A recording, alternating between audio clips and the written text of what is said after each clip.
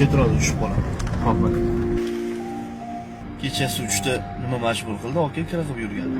Farzandim kasal, davolatayotuvdi. O'shaning uchun kechasi ham ishlayapman. To'g'ri ishlagan pulim ishnisiga yetmaydi, lekin mayda-chuyda dorilarni osh-ovqatiga yetkazib turibman. Doktorlar ham baraka topishsa, yaxshi qarashyapti. Tinchlikmi aka, nima bo'ldi? Tinchlik.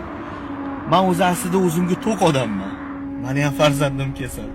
Pullarim hech narsani hal qilmayapti. Hozir bitta tush ko'rdim. Tushimda oppoq kiyingan, oppoq soqolli doda. Sani bolang tuzaladi dedilar.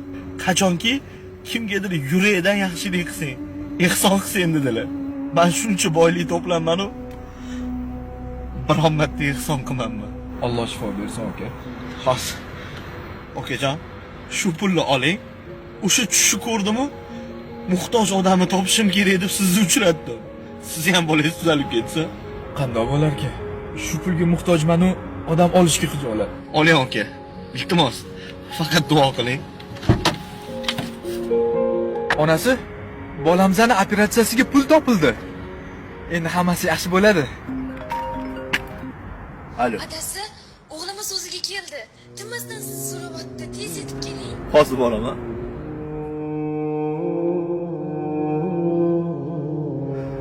O'zingga shukr.